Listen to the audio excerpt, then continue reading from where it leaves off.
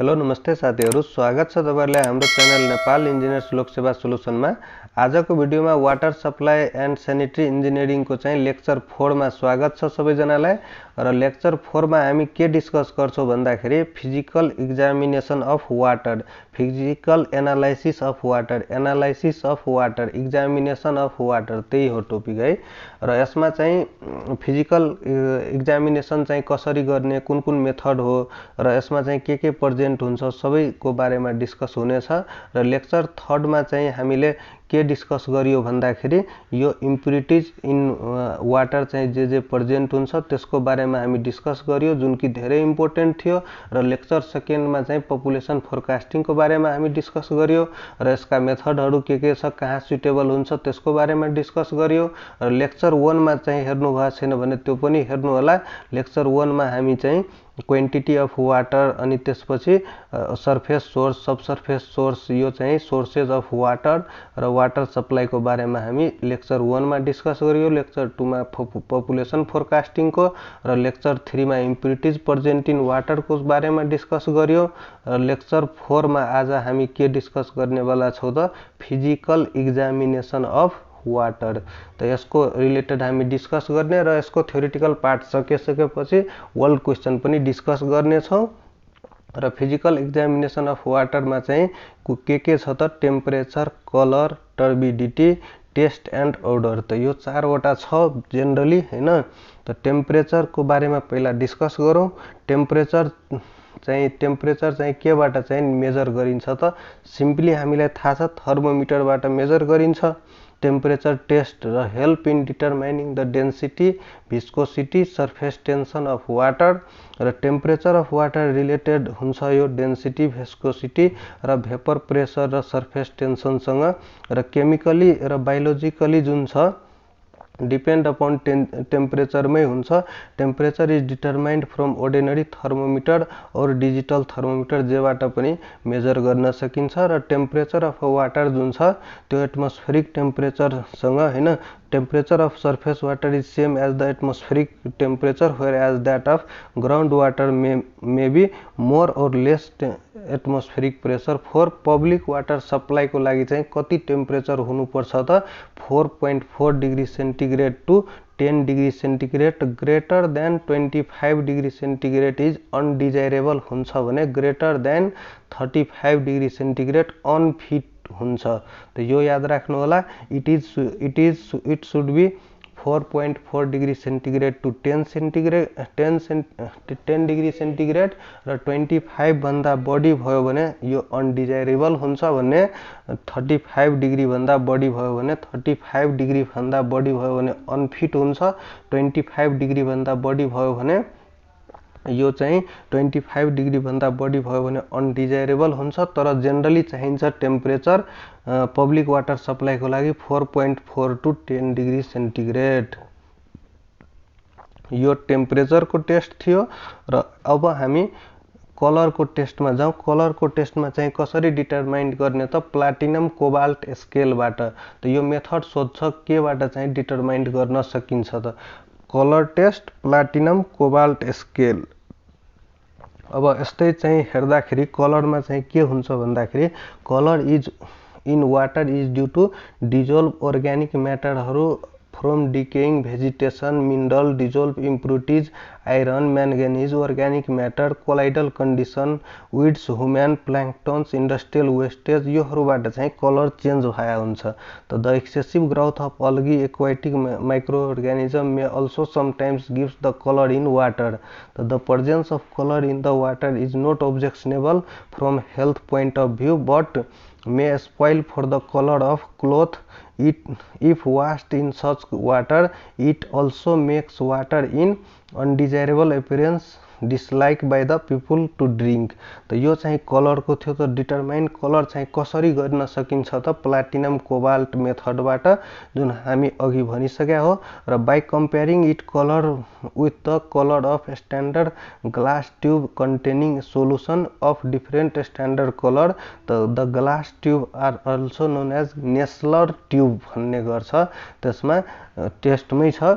र 1 standard unit of colour is the which is produced by dissolving 1 mg of platinum cobalt in 1 liter of distilled solution। यो method हो र for drinking purpose को लागि चाहिँ colour should not be greater than 5 ppm part per million हो। ppm को चाहिँ 5 ppm भन्दा बढी हुनु हुँदैन फर ड्रिंकिङ पर्पस को लागि इन प्लाटिनम कोबाल्ट स्केल मा भने greater than 5 ppm is tolerable but rejected after 20 rejected if greater than 25 ppm छ भने त्यो रिजेक्टेड मा जान्छ र 5 ppm हुनुपर्छ भने छ।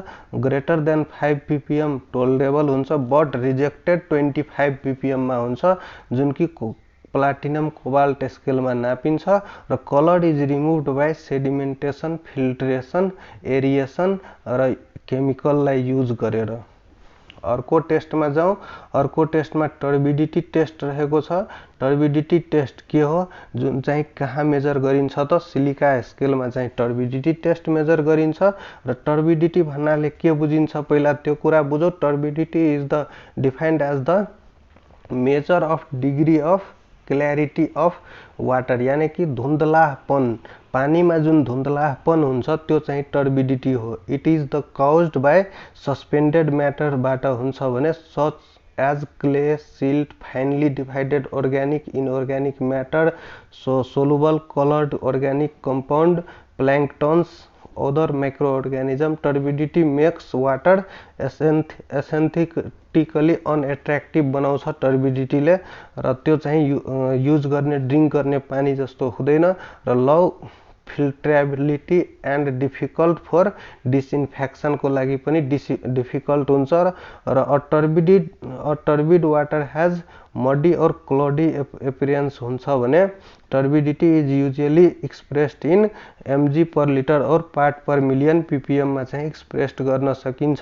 The standard unit of turbidity के हो भने 1 part of Fuller earth finally divided silica in a million part of a distilled water.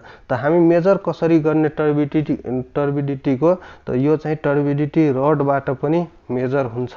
Turbidity rod consist of aluminium rod जसको लेंथ चाहिँ 203 mm हुन्छ र it is graduated to give the turbidity directly ppm of silica scale में चाहिँ ppm में चाहिँ directly दिन्छ यसले चाहिँ रिडिङ र at the lower end of the rod a screw containing platinum needle and a nickel ring is inserted। the platinum needle is जुन छ 1 mm in diameter हुन्छ and 25 mm long हुन्छ। the nickel ring is provided to insert a stick so that rod may be held in vertical position at the upper end of rod graduated non-stretchable tape about 1220 mm long is attached। तो यो चाहिँ turbidity metre चाहिँ कुन हुन्छ त Jackson turbidity metre हुन्छ, ब्यालिस turbidity metre हुन्छ, हेलेज turbidity metre हुन्छ र नेफ्लोमीटर एंड डिजिटल टर्बिडिटी मिटर हुन्छ। तो यो चाहिँ टर्बिडिटी मिटर्स को बारेमा थियो र यसमा चाहिँ दुईवटा चाहिँ मेथड दिएको छ। 42 टर्बिडिटी मिटर जसको चाहिँ लेस देन 50 mm र जैक्सन को चाहिँ greater than 50 mm। Turbidity may be determined by turbidity content in ppm र 50 ppm भन्दा बढी छ भने जैक्सन युज गर्ने र 50 ppm भन्दा कम छ भने 42 टर्बिडिटी मिटर युज गर्ने र अर्को चाहिँ नेफ्लोमीटरहरु पनि छ तर टर्बिडिटी जनरली योबाट चाहिँ युज मेजर गरिन्छ भनेर छ। सिलिका स्केल इन सिलिका स्केलमा यसको रिडिङ हुन्छ यो चाहिँ याद गर्नु होला। र टेस्ट र अर्डर को चाहिँ कुरा गर्दाखेरि टेस्ट र अर्डर चाहिँ कसरी पत्ता लगाउने त टेस्ट अर्डर चाहिँ ओस्मोस्कोप बाट यो मेनली चाहिँ यही सोध्छ कि टर्बिडिटी टेस्ट केमा मेजर गरिन्छ त सिलिका स्केल में। टेस्ट एंड अर्डर चाहिँ ओस्मोस्कोप में, टेम्परेचर चाहिँ थर्मोमीटर में र कलर टेस्ट चाहिँ प्लाटिनम कोबाल्ट स्केल में। तो जनरली यो सोध्छ र अलिअलि सोध्यो भने नाम पनि सोध्न सक्छ र टेम्परेचरहरुको क्राइटेरिया हल्का सोध्न सक्छ। त test of and odour test में चाहिँ यसको ओस्मोस्कोप बाट चाहिँ यसको मेजर गरिन्छ। The water odour in is tested 20 to 25 degree centigrade में। Odour is based on order is based on PO value, order is based on PO value मा चाहिँ order चाहिँ मेजर गरिन्छ PO value मा। PO यसमा के हो त, जुन टेस्ट एन्ड order छ जुन ओस्मोस्कोप मा चाहिँ मेजर गरिन्छ त the order of water is measured by threshold order, threshold order test method in term of threshold order number, threshold order number TON. TON represent dilution ratio at which the water sample loses its odor। र अर्को चाहिँ the test of water is measured by the flavor threshold test in term of flavor threshold number FTN, TON, FTN। र अर्को represent the dilution ratio at which the water sample loses its taste। र FTN र TON not greater than 3, not greater than 3, preferably 1 for the drinking water को लागि TON र FTN को value चाहिँ 1 हुनुपर्छ। र टेस्ट एन्ड order जुन छ त्यो चाहिँ एरिएसन अथवा केमिकल ट्रिटमेन्टबाट मात्रै रिमुभ गर्न सकिन्छ। र PO को भ्यालु यदि 0 छ भने meaning no taste and order, र 1 छ भने भेरी फेन्ट, 2 छ भने फेन्ट, अनि C मा छ डिस्फेन्ट, अनि 4 छ भने स्ट्रोङ, र 5 छ भने भेरी स्ट्रोङ।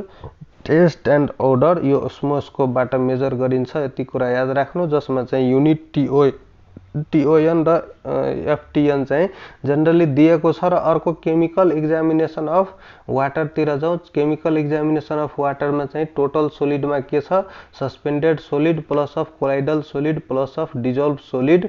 र weight is taken after evaporation, यो हुन्छ weight is taken after evaporation पछि चाहिँ वेट चाहिँ टेकन गर्न सकिन्छ। टोटल सोलिड यो चाहिँ एउटा भयो केमिकल प्रोपर्टिज। अर्को चाहिँ pH भ्यालु अफ वाटर भयो जुन कि पोटेन्टियोमिटर मा चाहिँ मेजर गरिन्छ। र अर्को चाहिँ pH चाहिँ केलाई भन्ने त, it is the negative logarithm of H+ ion concentration.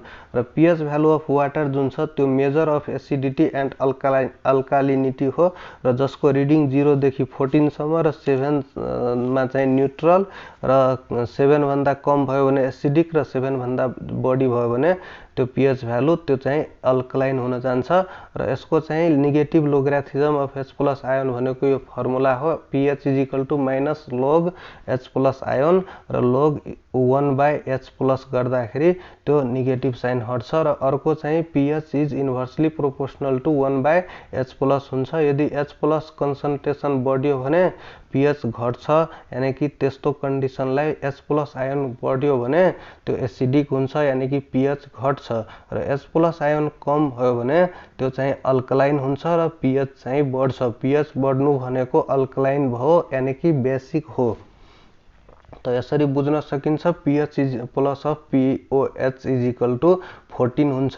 र त्यो चाहिँ स्केलमा चाहिँ 0 देखि 14 सम्म चाहिँ pH स्केल हुन्छ। त यो चाहिँ यसरी बुझ्न सकिन्छ। कुनै चाहिँ डाउट भएमा तपाईहरु कमेन्ट गर्न सकिन्छ। यति चाहिँ क्वेशन योबाट योभन्दा बढी चाहिँ ऑब्जेक्टिभ आउन सक्दैन। र अर्को चाहिँ परमिसिबल लिमिट चाहिँ याद राख्नु होला, योबाट चाहिँ क्वेशन आइरहेको हुन्छ। त फिजिकल टेस्टमा चाहिँ आउँछ टेस्ट कलर र टर्बिडिटी को क्वेशन। यसको चाहिँ परमिसिबल लिमिट कति छ त, टेम्परेचर को 10 देखि 15 डिग्री सेन्टिग्रेड बुझ्नु, किनकि 35+ मा चाहिँ अनफिट हुन्छ, 25+ मा चाहिँ रिजेक्टेड हुन्छ, र 10+ मा चाहिँ 4 देखि 10 हुनुपर्छ, र 4 देखि 10 हुनुपर्छ, तर परमिसिबल अथवा टोलरेबल चाहिँ 10+ हुन्छ। 10+ यानी कि 15 डिग्री दिएको छ, 10 देखि 15 स्ट्यान्डर्ड दिएको छ, 25+ मा चाहिँ अनडिजायरेबल भइहाल्छ, हामी डिस्कस गरेका थियौ। र अर्को कलरमा चाहिँ हेर्दाखेरि 10 देखि 20 ppm कलरमा चाहिँ हुन्छ डिजायरेबल परमिसिबल लिमिट 10 देखि 20 ppm। र अर्को चाहिँ टर्बिडिटीमा हेर्दाखेरि 5 देखि 10 ppm चाहिँ यो परमिसिबल लिमिट हो भने अब केमिकलतिर जाँदाखेरि केमिकलतिर pH भ्यालु यदि 6.5 to 8 छ भने त्यो चाहिँ परमिसिबल लिमिट हो। र टोटल सोलिड को चाहिँ भ्यालु 500 ppm हुनुपर्छ र क्लोराइडको लागि 250 ppm र हार्डनेसको लागि 100 ppm छ भने कोपरको लागि 3 ppm र फ्लोरिनको लागि 1.5 ppm र आइरन एन्ड मैंगनीजको लागि 0.3 ppm र आर्सेनिक एन्ड लीडको लागि चाहिँ 0.05 ppm र क्लोरिनको लागि 0.1 to 0.2 ppm छ। त यो चाहिँ डिजायरेबल लिमिट हो। क्लोरिनको लागि पनि सोधेको क्वेशन हो, 0.1 to 0.2 याद राख्नु र pH को त सबैलाई थाहा छ, धेरै पटक सोधेकोले 6.5 to 8 हुन्छ र अर्को चाहिँ टोटल सोलिडको लागि 500 र क्लोराइडको लागि 250 र हार्डनेसको लागि 100 त कोपरको लागि चाहिँ 3 ppm याद राख्नु। यो चाहिँ आज हामी डिस्कस गर्यौं फिजिकल एन्ड केमिकल ट्रिटमेन्ट र यसको भ्यालुजहरु धेरै इम्पोर्टेन्ट थियो लेक्चर 4 पनि। अब लेक्चर 5 मा चाहिँ वाटर ट्रिटमेन्टको बारेमा पढ्ने, वाटरलाई कसरी ट्रिट गर्न सकिन्छ, कसरी चाहिँ युजफुल बनाउन सकिन्छ त्यो चाहिँ लेक्चर 5 मा पढ्ने हामी। र त्यसपछि हामी ओल्ड क्वेशन पनि डिस्कस गर्छौं। धेरैवटा क्वेशन वाटर सप्लाईको पनि अपलोड छ प्लेलिस्टमा। यो चाहिँ थ्योरेटिकल पोर्सनको धेरै नै रिक्वेस्ट थियो, त्यही भएर अब वाटर ट्रिटमेन्टको चाहिँ लेक्चर 5 मा चाहिँ एटेम्प्ट गर्ने र वाटर ट्रिटमेन्ट अलिक लेन्दी टपिक नै भएकोले योबाट पनि धेरै क्वेशन आउने चान्सेस हुन्छ र त्यसपछि हार्डनेस अफ वाटरको बारेमा पनि अलिकति डिस्कस गरेर हामी ओल्ड क्वेशन चाहिँ रिभाइज गर्छौं। हस्त साथीहरु, भिडियो कस्तो लाग्यो? भिडियो यदि राम्रो लागिरहेछ भने तपाईहरु भिडियोलाई लाइक गर्दै च्यानललाई पनि सब्स्क्राइब गर्नु होला। धन्यवाद।